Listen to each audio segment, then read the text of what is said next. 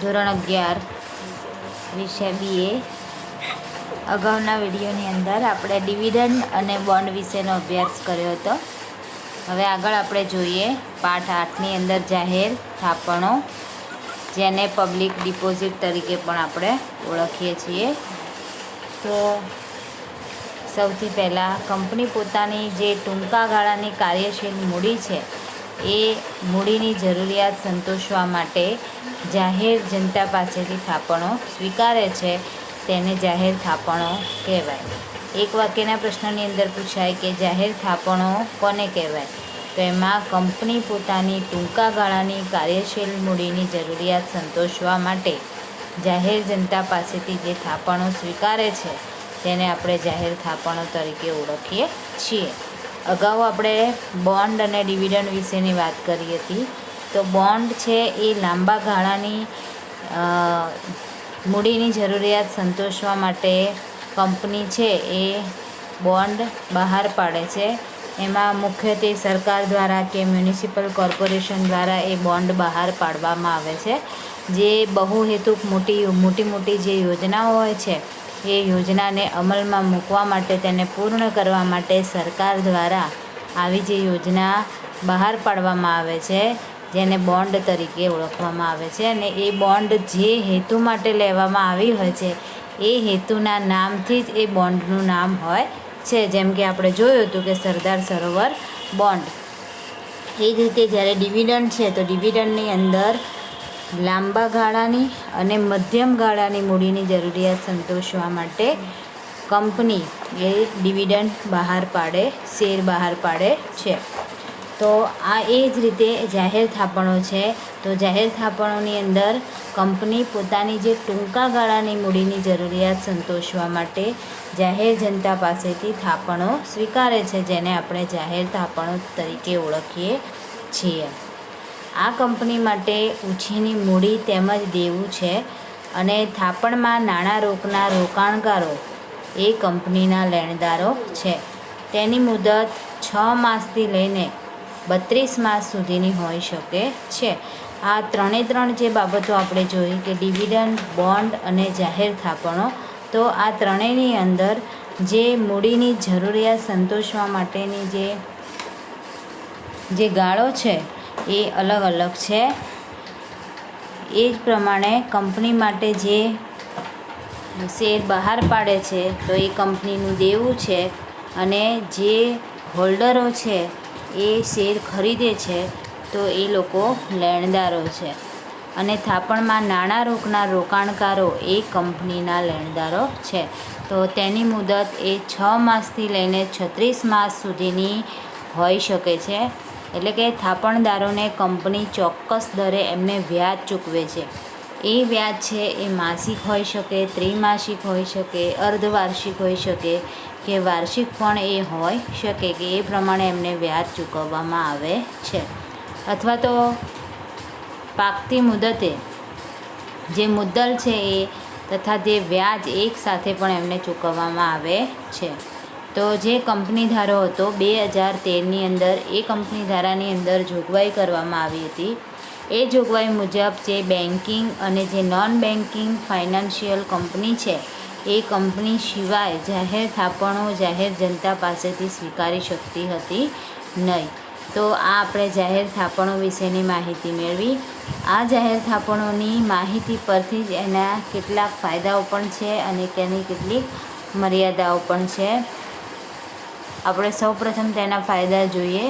તો જાહેર જનતા પાસેથી જ્યારે થાપણો સ્વીકારવાની હોય છે એટલે સૌથી પહેલો ફાયદો એ છે કે નાણાં મેળવવા સરળ પડે છે. તો પ્રતિષ્ઠિત અને જે નફો કરતી કંપનીઓ છે એ કંપનીઓને જાહેર જનતા પાસેથી નાણાં સરળતાથી મળી રહે છે. કારણ કે બજારની અંદર તેમનું નામ છે, તે પ્રતિષ્ઠિત છે, લોકો તેમને ઓળખે છે. એટલે એવી કંપનીઓમાં જનતા પોતાની થાપણો એ લોકો આપે છે. બીજા નંબરે છે નાણાં મેળવવાનો ઓછો ખર્ચ. એટલે આપણે જોયું કે જે પ્રતિષ્ઠિત કંપનીઓ છે એ કંપનીનું નામ છે જેના કારણે નાણાંની પ્રાપ્તિના જે અન્ય સાધનો છે એ અન્ય સાધનો કરતાં જાહેર થાપણો દ્વારા નાણાં ઓછા ખર્ચે અને ઓછા સમયમાં મેળવી શકાય છે. ત્રીજા નંબરે છે મિલકતો બોજ મુક્ત. તો જાહેર થાપણો દ્વારા જ્યારે પણ નાણાં મેળવવામાં આવે છે એ નાણાં મેળવતી વખતે કંપનીએ મિલકતો ગીરે મૂકવી પડતી નથી. તેથી ભવિષ્યની અંદર આ મિલકતો ગીરે મૂકી અને વધુ ઓછીની મૂડી મેળવી શકાય છે. ત્યારબાદ ચોથા નંબરે છે વ્યાજ એ ખર્ચ છે. જાહેર થાપણો પર ચૂકવવું પડતું વ્યાજ એ કંપની માટે ખર્ચ છે. તેથી આવકવેરામાં ખર્ચ તરીકે તેને બાદ મળે છે. તેથી કંપનીએ કરવેરો ઓછો ભરવો પડે છે. આપણે જાણીએ છીએ કે જ્યારે જાહેર થાપણો ઉપર વ્યાજ ચૂકવવાનું આવે છે ત્યારે કંપની માટે એ ખર્ચ તરીકે બતાવવામાં આવે છે અને આવકવેરામાં ખર્ચ તરીકે જ્યારે એને બાદ મળે છે, ઇન્કમ ટેક્સ ભરવાનો આવે ત્યારે તેને બાદ મળે છે. તેથી કંપનીએ કરવેરો પણ ઓછો ભરવો પડે છે. પાંચમા નંબરે છે કે કાર્યશીલ મૂડી તરીકે ઉપયોગી. તો કંપની પોતાની જે ટૂંકા ગાળાની નાણાંની જરૂરિયાત સંતોષવા માટે જાહેર થાપણો દ્વારા નાણાં મેળવી અને કાર્યશીલ મૂડીની જરૂરિયાત એ સંતોષી શકે છે. પોતાની જે ટૂંકા ગાળાની જરૂરિયાત છે એ સંતોષવા માટે કંપની જાહેર થાપણો દ્વારા એ નાણાં મેળવી અને પોતાની જે કાર્યશીલ મૂડી છે એ મૂડીની જરૂરિયાતને કંપની સંતોષી શકે છે. તો આ આપણે 5 ફાયદા જોયા. પહેલો ફાયદો હતો નાણાં મેળવવા સરળ. બીજા નંબરે છે નાણાં મેળવવાનો ઓછો ખર્ચ. ત્રીજા નંબરે છે મિલકતો બોજમુક્ત. ચોથા નંબરે છે વ્યાજ એ ખર્ચ છે. અને પાંચમા નંબરે છે કાર્યશીલ મૂડી તરીકે ઉપયોગ. હવે આગળ જોઈએ આપણે તેની મર્યાદાઓ. તો તેની પહેલી મર્યાદા એ છે કે અનિશ્ચિતતા. તો જાહેર થાપણો દ્વારા નાણાં મેળવવામાં અનિશ્ચિતતા રહેલી છે. કારણ કે જે રોકાણકારો છે એ રોકાણકારોના પ્રતિભાવ આપણે અગાઉથી જાણી શકતા નથી.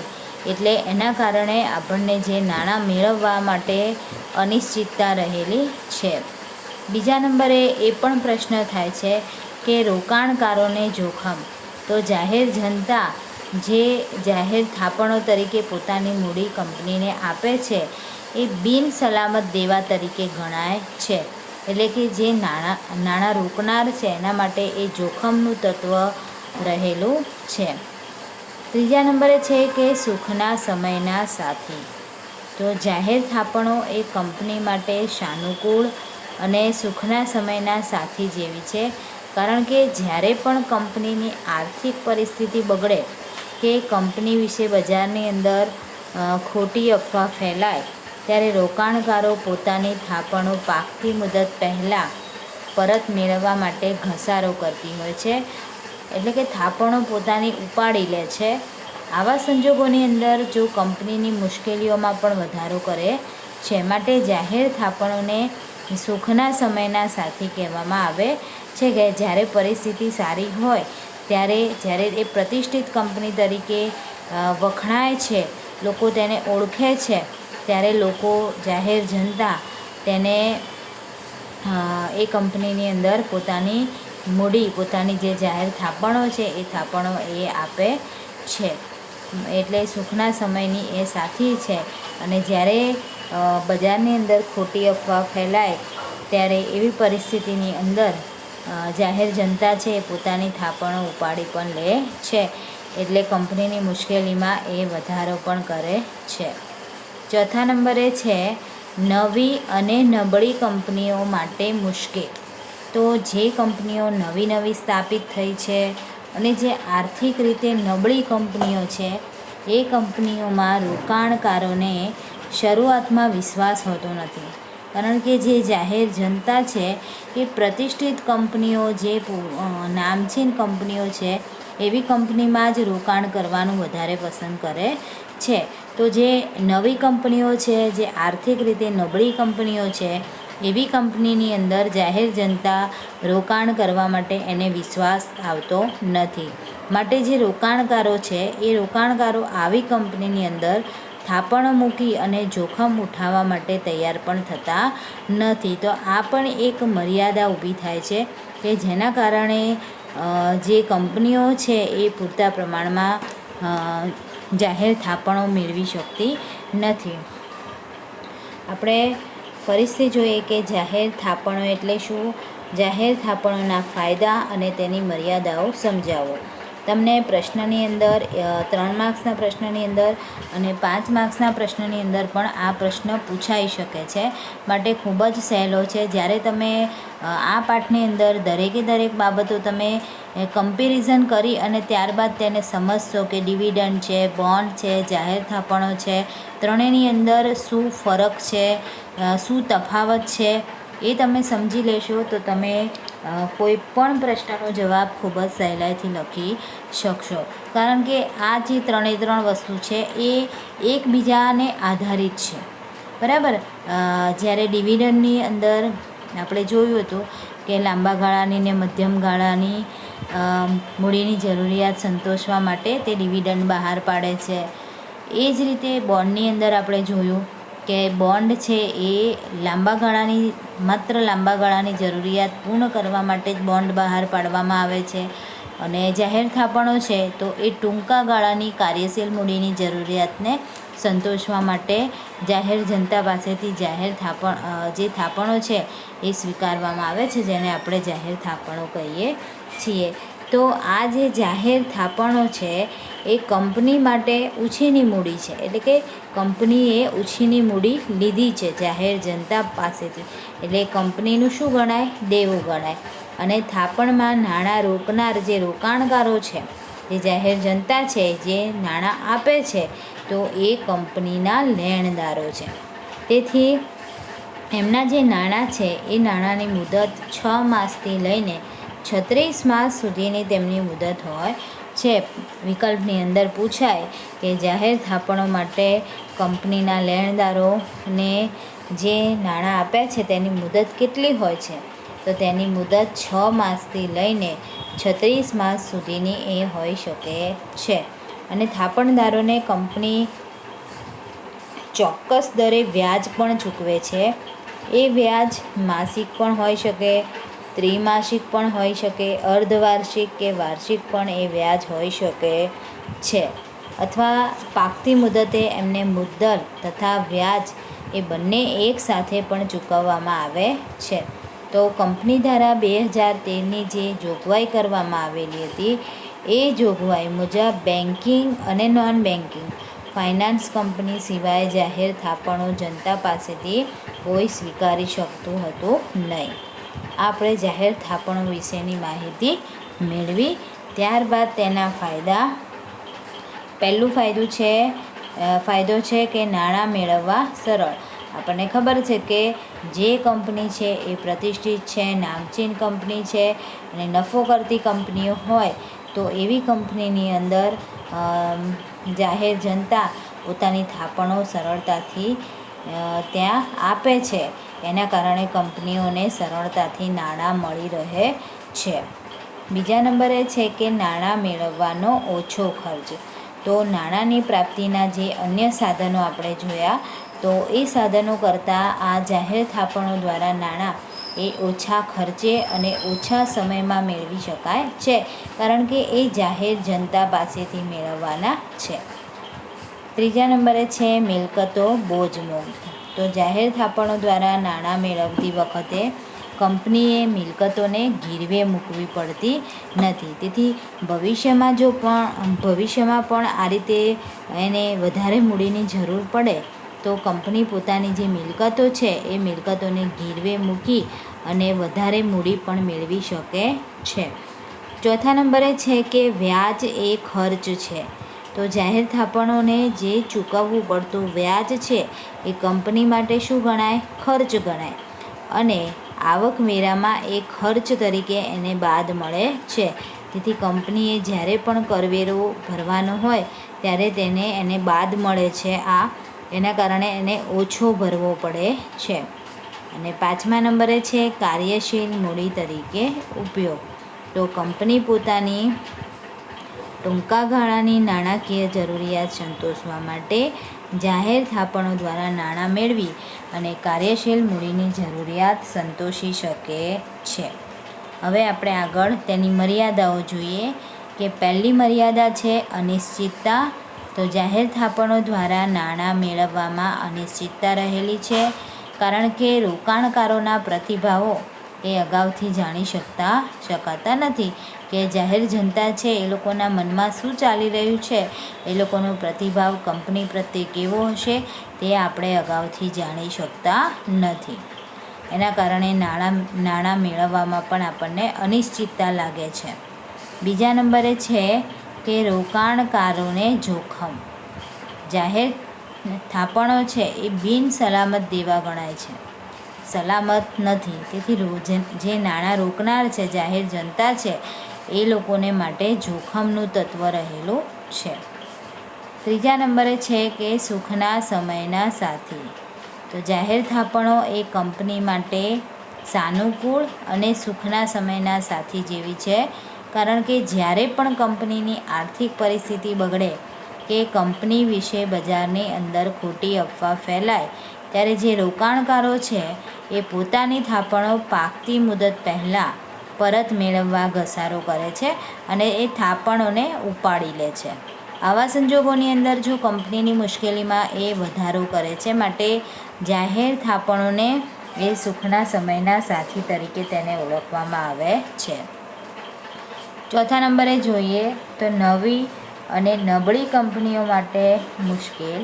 તો નવી અને આર્થિક રીતે જે નબળી કંપનીઓ છે એ કંપનીઓમાં રોકાણકારોને શરૂઆતમાં વિશ્વાસ હોતો નથી, કારણ કે એમનું નામ એ પ્રતિષ્ઠિત પણ એટલી બધી હોતી નથી અને નવી કંપનીઓ હોય એટલે આર્થિક રીતે એ કેટલી સદ્ધર હશે એ પણ રોકાણકારો જાણી શકતા નથી. એટલે શરૂઆતમાં જે કંપની હોય છે તો એ નવી અને આર્થિક રીતે જે નબળી કંપનીઓ હોય છે એની અંદર જે રોકાણકારો હોય છે એમને પણ વિશ્વાસ હોતો નથી, કે જે રોકાણકારોને એમ પણ મનમાં એમ પણ હોય કે આપણે જે થાપણો મૂકીએ છીએ એ થાપણો સેફ નથી. એટલે કે આ રોકાણકારો આવી કંપનીમાં થાપણો મૂકી અને જોખમ ઉઠાવવા માટે તૈયાર થતા નથી. તેના કારણે પણ તે લોકો કંપનીને રોકાણકારો પાસેથી જોઈએ તેટલા પ્રમાણમાં નાણાં મળી શકતા નથી. માટે આ પણ જે મર્યાદા છે, આ 4 મુખ્ય મર્યાદાઓ છે કે જે જાહેર થાપણો મેળવવા માટે મુશ્કેલીરૂપ ગણાય છે. હવે આપણે આગળ જોઈએ તો નાણાકીય સંસ્થાઓ દ્વારા લોન. હવે જ્યારે પણ કંપનીને જરૂર પડે છે વધારે મૂડીની, તો એવી વખતે કેટલીક નાણાકીય સંસ્થાઓ છે એ નાણાકીય સંસ્થાઓ દ્વારા પણ કંપની લોન સ્વરૂપે મૂડી મેળવે છે. તો એના વિશેની માહિતી આપણે મેળવીએ. તો નાણાકીય સંસ્થાઓ દ્વારા લોન. તો વિજ્ઞાન અને તકનીકી ક્ષેત્રે પરિવર્તનો થવાથી ઉદ્યોગ ધંધાનો વિકાસ વધ્યો, તેથી તેમની જે લાંબા ગાળાની મૂડીની જરૂરિયાત છે એ પણ વધી અને વૈયક્તિક રોકાણકારો અને વેપારી બેન્કો આ જરૂરિયાત પૂરી પાડી શકે નહીં. એના કારણે શું થયું કે લાંબા ગાળાની જે મૂડીની જરૂરિયાતને પહોંચી વળવા માટે દેશમાં વિશિષ્ટ નાણાકીય સંસ્થાઓની જરૂરિયાત ઉદ્ભવી. દેશની અંદર ઘણા બધા ઉદ્યોગો હોય છે કે જેને લાંબા ગાળાની મૂડીની જરૂરિયાત પડે છે, કારણ કે જેમ જેમ સમય પસાર થાય એમ વિજ્ઞાન અને ટેકનોલોજીનો ખૂબ જ વિકાસ થાય, પરિણામે એ ટેકનોલોજીના પરિણામે ઉદ્યોગ ધંધાની અંદર પરિવર્તન આવે છે અને એ પરિવર્તન આપણે લાવવું જ પડે, તો જ આપણે ઉદ્યોગ ધંધાનો સારામાં સારો એવો વિકાસ કરી શકીએ. અને આવું જે ઉદ્યોગ ધંધાની અંદર વિજ્ઞાન ક્ષેત્રે, તકનીકી ક્ષેત્રે આપણે યાંત્રિકીકરણ કે આધુનિકીકરણ કરવાનું હોય તો એવી પરિસ્થિતિ વખતે આપણે મૂડીની જરૂર પડે. તો એ મૂડી ખૂબ જ વધારે પ્રમાણમાં મૂડીની જરૂર પડે એટલે કે જે લાંબા ગાળાની મૂડીની જરૂરિયાત આપણી વધી જાય. પરિણામે જે વૈયક્તિક રોકાણકારો હોય કે વેપારી બેન્કો હોય એ બેન્કો આવી જરૂરિયાત પૂરી પાડી શકે નહીં. માટે ઘણા બધા ઉદ્યોગો હતા, જે કંપનીઓ હતી, તો એ લોકોને આ લાંબા ગાળાની મૂડીની જરૂરિયાતને પહોંચી વળવા માટે દેશમાં વિશિષ્ટ નાણાકીય સંસ્થાઓની જરૂરિયાત ઉદ્ભવી. એટલે કે આપણા ભારત દેશની અંદર જ્યારે આપણો ભારત દેશ આઝાદ થયો પછીની જે પંચવર્ષીય યોજનાઓ શરૂ કરવામાં આવી, એ પંચવર્ષીય યોજનાઓ શરૂ થતાં એ પંચવર્ષીય યોજનામાં સૌપ્રથમથી જ ઔદ્યોગિક વિકાસ ઉપર વધારે ભાર મૂકવામાં આવ્યો હતો, તથા જે જાહેર ક્ષેત્ર છે અને ખાનગી ક્ષેત્રે છે, એ ખાનગી ક્ષેત્રે ઊભા થતા ઉદ્યોગોને લાંબા ગાળાની મૂડી મળે તે હેતુથી ભારત સરકાર દ્વારા નાણાકીય સંસ્થાઓની સ્થાપના પણ કરવામાં આવી. સાથે સાથે જે નાના અને જે મધ્યમ કદના જે એકમો હતા, ઉદ્યોગો હતા, એવા ઉદ્યોગોને પણ નાણાકીય સહાય મળી રહે તે ઉદ્દેશથી રાજ્ય નાણાં નિગમોની સ્થાપના પણ કરવામાં આવી. હવે લાંબા ગાળાની જે ઓછીની મૂડી પૂરી પાડનાર કેટલીક મુખ્ય નાણાકીય સંસ્થાઓ હતી કે જેમના દ્વારા લાંબા ગાળાની મૂડીની જરૂરિયાત પૂર્ણ કરવામાં આવતી હતી. તો એ કઈ કઈ સંસ્થાઓ છે? પહેલાં આપણે જોઈએ કે ભારતીય ઔદ્યોગિક નાણાં નિગમ IFCI, જેને ઇન્ડસ્ટ્રીયલ ફાઇનાન્સ કોર્પોરેશન ઓફ ઇન્ડિયાના નામથી ઓળખવામાં આવે છે.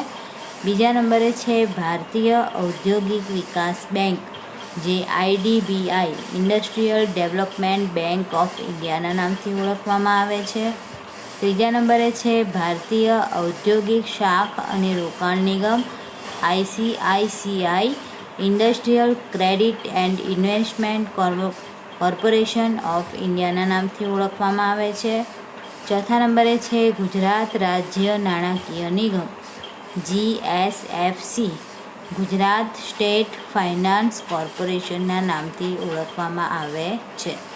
અને પાંચમા નંબરે છે ગુજરાત ઔદ્યોગિક રોકાણ નિગમ GIIC, જેને ગુજરાત ઇન્ડસ્ટ્રીયલ ઇન્વેસ્ટમેન્ટ કોર્પોરેશનના નામથી ઓળખવામાં આવે છે. તો આ પાંચે પાંચ જે નાણાકીય સંસ્થાઓ છે, એ નાણાકીય સંસ્થાઓ તમને ટૂંકા એક વાક્યના પ્રશ્નના અંદર પણ તમને પૂછાય છે, અથવા તો વિકલ્પની અંદર પણ પૂછાઈ શકે છે. એક વાક્યના પ્રશ્નની અંદર તમને એમ પણ પૂછે કે IFCIનું પૂરું નામ શું છે, IDBIનું પૂરું નામ શું છે, ICICIનું પૂરું નામ શું છે, GSFCનું પૂરું નામ શું છે અને GIICનું પૂરું નામ શું છે.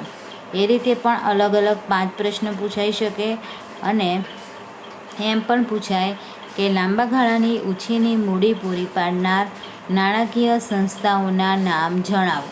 તો તમારે આ પાંચે પાંચ નાણાકીય સંસ્થાઓના નામ, જે ભારતીય ઔદ્યોગિક નાણાં નિગમ ગુજરાતીમાં અને તેનું ઇંગ્લિશમાં અને તેનું ટૂંકું જે નામ છે એ 3 તમારે લખવાના રહે છે. માટે તમારે આ પાંચે પાંચ નાણાકીય સંસ્થાઓના નામ એને મોઢે કરવાના રહેશે.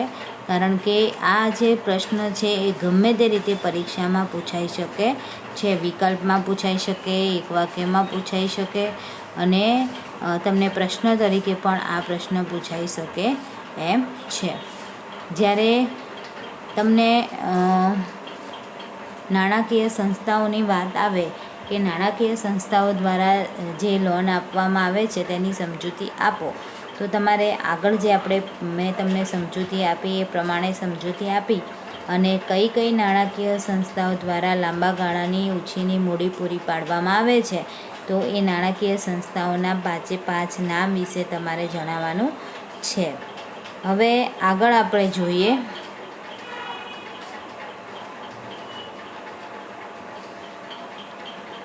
આ નાણાકીય સંસ્થાઓના કાર્યો છે. આ જે પાંચે પાંચ નાણાકીય સંસ્થાઓ છે એમનું કાર્યો શું છે? તો સૌથી પહેલું કાર્ય છે શેર ખરીદીને નાણાં પૂરા પાડે છે. આ જે નાણાકીય સંસ્થાઓ છે એ કંપનીઓની સ્થાપના વખતે તથા આધુનિકીકરણ કે વિસ્તરણ વખતે બહાર પાડેલ શેર ખરીદીને મદદ કરે છે, ઉપરાંત બાંહેધરી આપીને મદદ કરે છે. એટલે કે નાણાકીય સંસ્થાઓ છે એ જ્યારે પણ કંપનીની સ્થાપના કરવાની હોય, તેમાં આધુનિકીકરણ કે વિસ્તરણ કરવાનું હોય, એવી વખતે કંપની વખતે જે શેર બહાર પાડવામાં આવે છે એ બહાર પાડેલ શેર એ ખરીદેને આ નાણાકીય સંસ્થાઓ છે શેર ખરીદે છે અને એ રીતે મદદ કરે છે, ઉપરાંત એમને બાંહેધરી પણ આપીને મદદ કરે છે. બીજા નંબરે છે લોન આપીને નાણાં પૂરા પાડે છે. તો જે આ નાણાકીય સંસ્થાઓ છે એ ધંધાકીય એકમોને લાંબા ગાળાની તારણ લઈને લોન પૂરી પાડે છે. તારણ લઈને એટલે ચકાસણી કરીને લોન પૂરી પાડે છે.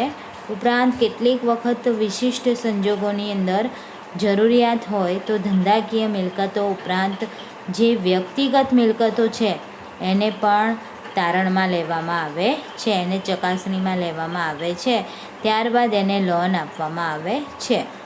ઘણી વખત આપણે જોઈએ છીએ કે જ્યારે પણ લોન લીધી હોય, ઘણા બધાના ઘરે એ લોકો જે બેંકવાળા છે એ લોકો ઘરે ચકાસણી કરવામાં આવે છે, અથવા તો જે ધંધાની જગ્યા હોય, ધંધા માટેનું જે મકાન છે, એમની જે મિલકત છે એ જગ્યાએ પણ એમને લોન લીધેલી હોય તો ત્યાં આગળ એ લોકો ચકાસણી કરવા માટે આવતા હોય છે અને ત્યારબાદ એમને લોન આપે છે.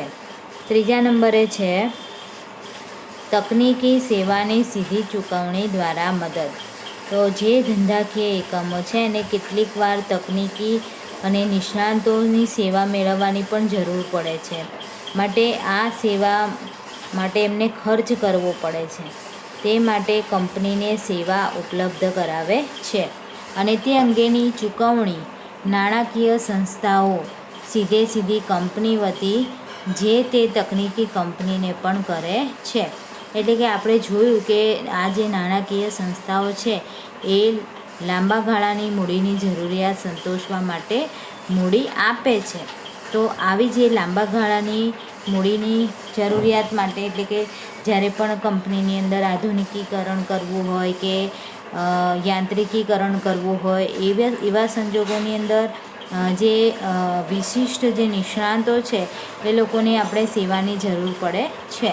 તો એવી સેવા મેળવવા માટે પણ આપણે ખર્ચ કરવો પડે છે. એટલે કંપનીને આવી સેવા ઉપલબ્ધ કરાવે છે અને આ અંગેની જે ચૂકવણી છે એ પણ નાણાકીય સંસ્થાઓ સીધી કંપની વતી જે તે તકનીકી કંપનીઓ હોય છે તેમને કરે છે. ચોથા નંબરે છે કે બાંહેધરી પૂરી પાડવી. તો જે ધંધાકીય એકમોના જામીન બનીને અન્ય નાણાકીય સંસ્થાઓને સલામતીની ખાતરી આપે છે. આમ પરોક્ષ રીતે કંપનીઓને નાણાં મેળવવામાં એ મદદ કરે છે.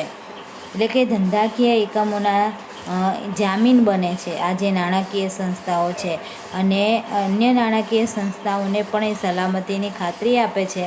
આમે પરોક્ષ રીતે કંપનીઓને આ જે નાણાકીય સંસ્થાઓ છે એ પરોક્ષ રીતે આ કંપનીઓને નાણાં મેળવવા માટે મદદ કરે છે. પાંચમા નંબરે છે કે અન્ય સેવાઓ. તો આ નાણાકીય સંસ્થાઓ દ્વારા કંપનીની સ્થાપનામાં મદદ કરવામાં આવે છે, બજાર સંશોધન માટે પણ તેમને મદદ કરવામાં આવે છે, વિદેશી બજારો માટેની જે માહિતી કે સેવાઓ પણ એમને જોઈતી હોય તો આ નાણાકીય સંસ્થાઓ મારફતે એમને પૂરી પાડવામાં આવે છે. તો આ આપણે જોયું નાણાકીય સંસ્થાઓના જે કાર્યો હતા એ આ 5 કાર્યો. પહેલું કાર્ય છે શેર ખરીદીને નાણાં પૂરા પાડે છે. બીજું કાર્ય છે લોન આપીને નાણાં પૂરા પાડે છે. ત્રીજું કાર્ય છે તકનીકી સેવાની સીધી ચૂકવણી દ્વારા મદદ. અને ચોથા નંબરે છે બાંહેધરી પૂરી પાડવી. અને પાંચમા નંબરે છે અન્ય સેવાઓ કે જેની અંદર બજાર સંશોધન, વિદેશી બજારો અંગેની માહિતી, કંપનીની સ્થાપનામાં મદદ, એ બધી સેવાઓ પણ આ નાણાકીય સંસ્થાઓ દ્વારા પૂરી પાડવામાં આવે છે. તો આ જે નાણાકીય સંસ્થાઓના પ્રશ્નની અંદર મુખ્ય બાબત કે આ 5 નાણાકીય સંસ્થાઓના જે નામ છે એ મોસ્ટ IMP છે કે જે પરીક્ષાની અંદર ઘણી બધી વાર પૂછાઈ ગયા છે અને લગભગ પૂછાય જ છે. તો એ તમારે મુખ્ય ખાસ મોઢે કરવાના રહેશે. અને તેના કાર્યો, આજે જે પણ સમજૂતી તમને મળી છે નાણાકીય સંસ્થાઓ દ્વારા, તેની તમારે કમ્પ્લેટ પુસ્તકની અંદરથી વાંચન કરીને એ પ્રશ્ન મોઢે કરવાનો રહેશે. આગળ આપણે વેપારી બેન્કો વિશેની માહિતી આવતા વિડીયોની અંદર મેળવીશું.